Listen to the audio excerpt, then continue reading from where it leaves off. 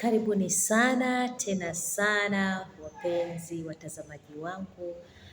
Napenda kuwashukuru kwa ajili ya kulike, kwa ajili ya kushare na kwa ajili ya kuangalia video zangu kila sana kila wakati ninapozirusha hewani. Karibuni tena sana katika siku ya leo, tuendelee kujifunza. Tunamshukuru Mungu Baba kwa kuwa ametupa nafasi hii. Tunakushukuru kwa sababu umetupa na uwezo, umetupa neema tena ya kukutana na kwa ajili ya kutafakari neno lako. Namweka msikilizaji wangu mikononi mwako, ukapate kumpa nguvu, uweza na neema ya kuweza kutafakari na kulielewa somo la leo. Tubariki sote kwa utukufu wa jina lako. Amen. Kuna mambo mengi sana ambayo wanadamu tunaenenda nayo na tunafanya kila sana kila wakati, lakini mambo mengine saa zingine yanafaulu, lakini pia mengine huwa hayafaulu. Lakini nataka nikwambie kwamba mtu wa Mungu, unapokuwa na kibali cha Mungu katika maisha yako, mambo mengi utakayoyafanya hakika yatafaulu. Mambo mengi ambayo utakuwa huoni njia mbele, hakika Mungu atafanya njia kwa ajili yako. Nataka tuangalie faida za kuwa na kibali cha Mungu katika maisha yako. Maisha yako yanakuwa kuwaje? Na haya tutayaona tukiangalia katika kitabu cha Esta, mistari tofauti tofauti, mambo yaliyotendeka kwa sababu tu Esta alikuwa na kibali cha Mungu juu ya maisha yake. Jambo la kwanza kinachotendeka ukiwa na kibali cha Mungu juu ya maisha yako ni kwamba fursa zinatokea na wewe unakuwa unaweza kuingia katika fursa hizo. Na mara nyingi fursa hizi zinapotokea katika maisha yako, unakuta kwamba hata wewe una vile vigezo ambavyo fursa hiyo inakuwezesha kuweza kuvifanya ili uweze kufaulu katika njia ile. Esta alikuwa ni mtoto aliotunzwa ama aliolelewa na mjomba wake Mordekai. Sasa wako katika nchi ambayo wao wamechukuliwa ama wanatawaliwa ni kama ni watumwa, lakini Esta kwa sababu alikuwa na kibali cha Mungu na ni mtoto, msichana alikuwa mwenye bidii na alikuwa msichana mwenye kujielewa, Mungu alimpa kibali akaingia katika kuwa malkia wa taifa lile. Kwa hivyo fursa zinakuwepo kwa sababu ya kibali cha Mungu juu ya maisha yako. Na kigezo ambacho nasema pia Mungu atakupa ili uweze kuwa na vile vigezo vya kufanya lile jambo ni kwamba malkia lazima awe mrembo, malkia lazima awe mzuri wa uso, na Esta alikuwa na sifa hizi zote. Mungu alimjalia kuwa na hizo sifa. Hayo tunayaona katika Esta mlango wa 2 na mstari wa 7. Esta mlango wa 2 mstari wa 7, neno la Mungu linasema, naye alikuwa amemlea Hadasa, yani Esta binti wa mjomba wake, na kwa kuwa hana baba wala mama, naye msichana huyu alikuwa wa umbo mzuri na uso mwema. Bwana Yesu asifiwe. Kwa hivyo unaona kwamba pamoja na kwamba alikuwa na sifa ya Mungu, lakini pia Mungu alimjalia kuwa na vile vigezo vinavyotakiwa ili aweze kuingia katika kasri ama palace ya mfalme kama malkia. Jambo la pili, watu wanakupenda kawaida, yaani hauna haja ya kujipendekeza kwa watu, kwa sababu Mungu amekupa kibali. Watu watakuwa wanakukubali, watu watakuwa yani naturally watu wanakupenda.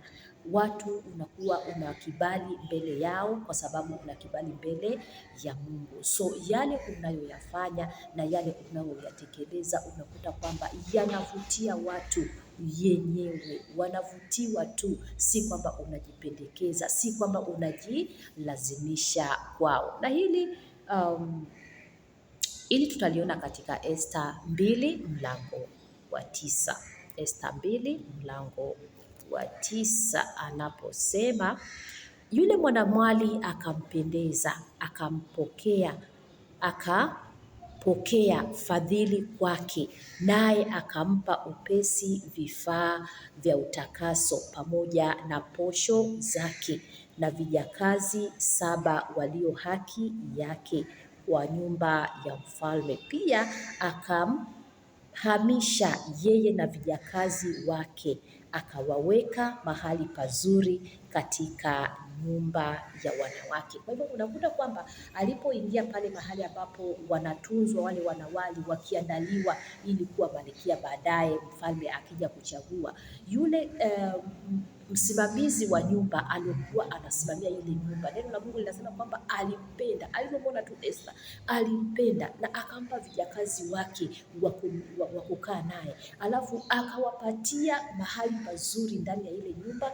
ili akae yeye na wale wenzake. Kwa hivyo kwa sababu ya kibali, unakuta kwamba hakuweza kujipendekeza, lakini alipendwa tu na yule msimamizi wa nyumba, na akampatia kwa upesi vile vifaa vya utakaso ili aanze tayari kuweza kujiandaa kwa ajili ya kuwa mbele ya mfalme. Jambo la tatu, haupiganii vitu, yaani unakuwa umeridhika na vitu vya kawaida. So unakuta kwamba katika hawa wasichana ambao wengi waliandaliwa kwa ajili ya mfalme, kila mmoja alipokuwa anaenda zamu yake aliitisha vitu alivyovitaka, lakini neno la Mungu linatuambia kwamba Esta hakuitisha kitu cha ziada isipokuwa tu vile alivyoshauriwa na yule anayewaandaa. Kwa hivyo unapokuwa na kibali cha Mungu, haupiganii vitu, bali vitu yaani unaridhika na hali ulizo nazo. Hauna haja na kung'ang'ania vitu ambavyo havina ulazima katika maisha. Na hili tunaliona wapi? Esta 2:15.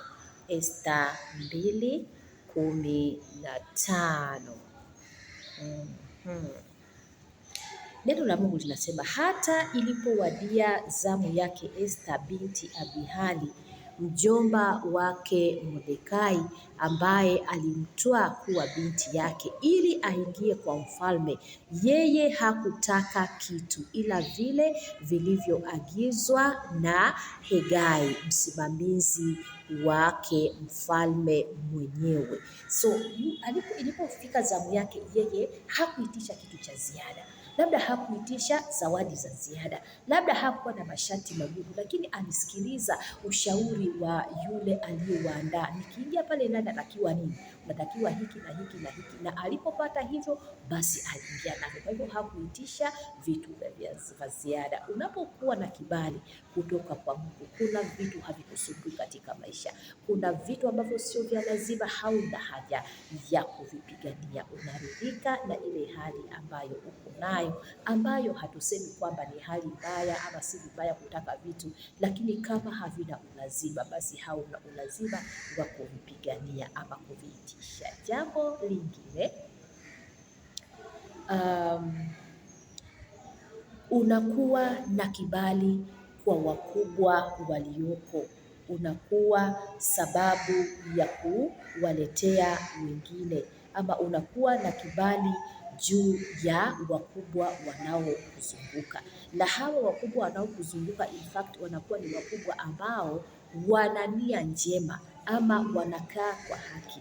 Lakini unapozungukwa na watu ambao ama wakubwa ambao hawana nia njema na wewe, maana kuna wakubwa wengine kwa kweli unakuta kwamba mtu ana kibali lakini anajaribu kuzibaziba. So hata anapojaribu kuzibaziba, lakini Mungu, kwa sababu una kibali, Mungu anakufanyia njia. Esta alipewa kibali mpaka mbele ya mfalme. Kwa hivyo haya tunayaona katika mstari wa 6, mlango wa 6 mstari wa 2 na wa 3. Esta mlango wa 6 mstari wa 2 na wa 3. Tunaona maneno yale pale, anasema kwamba ikaonekana kuwa imeandikwa ya kwamba Mordekai aliwachongea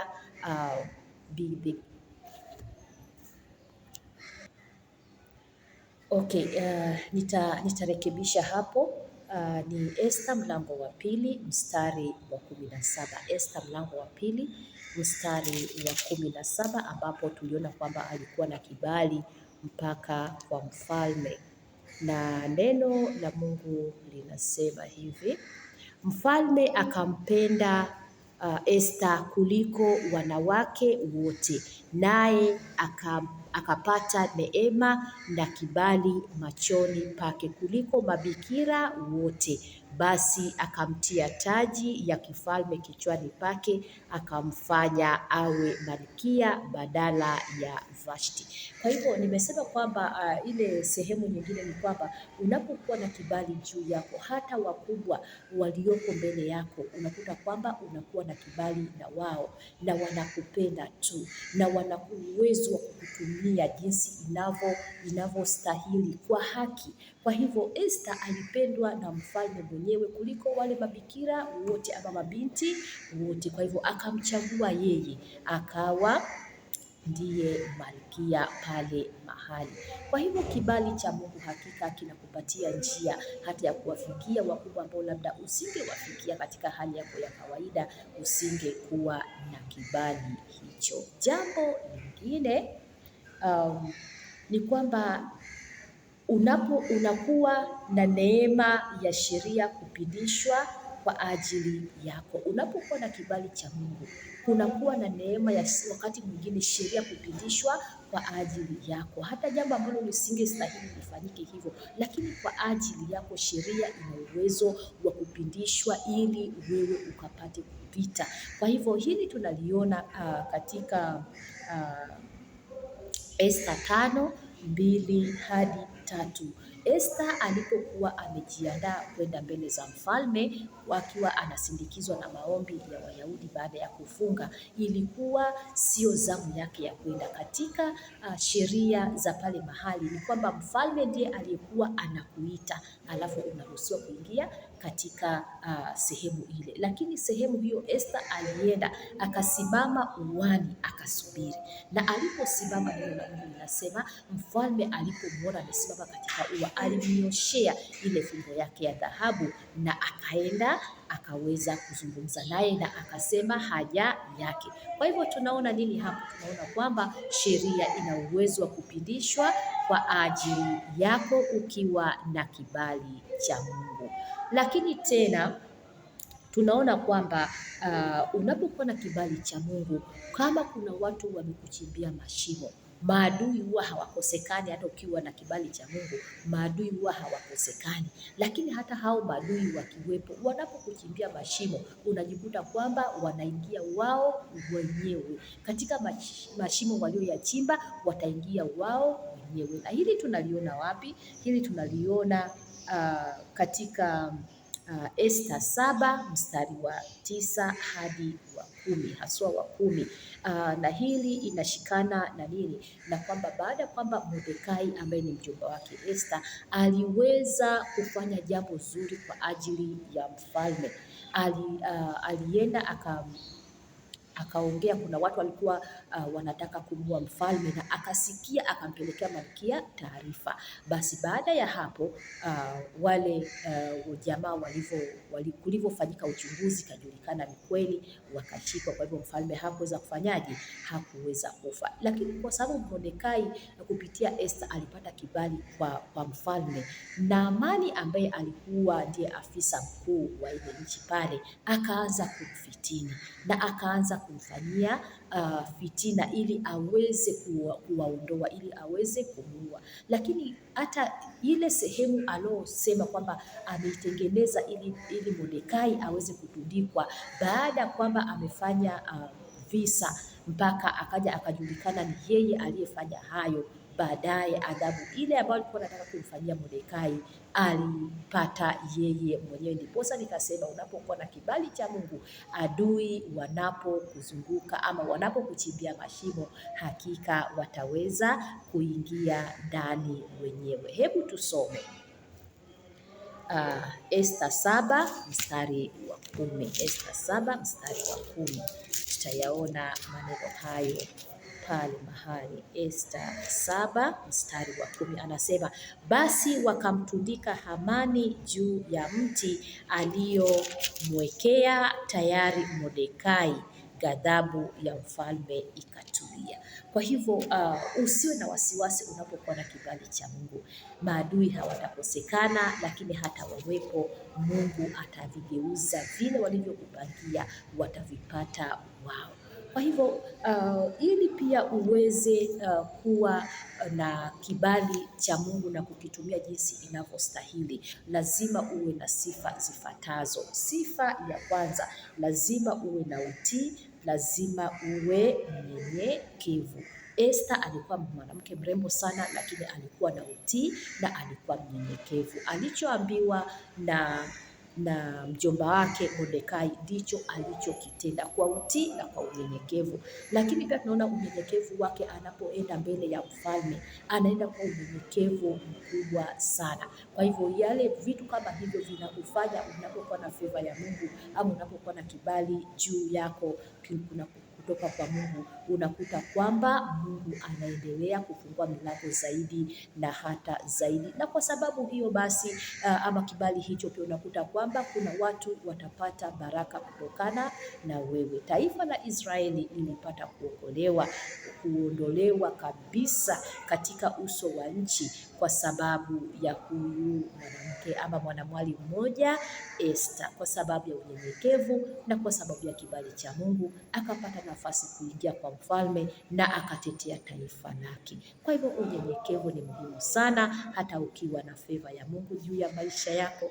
Kwa hivyo endelea kuomba Mungu kila sana kila wakati, na katika njia zako zote kibali cha Mungu kikutangulie katika maisha yako yote. Naomba nijue maoni yako juu ya favor ya Mungu ni nini? Naomba nijue wewe unasemaje unapokuwa na kibali cha Mungu.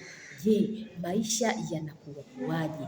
Na kama ushawahi angalia maisha yako ukaona kwamba hakika hiki ni kibali kutoka kwa Mungu, na kama si kibali hicho, hapa nisingeweza kupita, hapa nisingeweza kufika. Zungumza nami sehemu ipi ambayo uliona kabisa kwamba ni kibali cha Mungu kiliweza kukutetea katika sehemu ya maoni katika hicho kibox. Naendelea kuwapenda, usisahau kulike, kusubscribe na kushare. Kwaheri kwa sasa.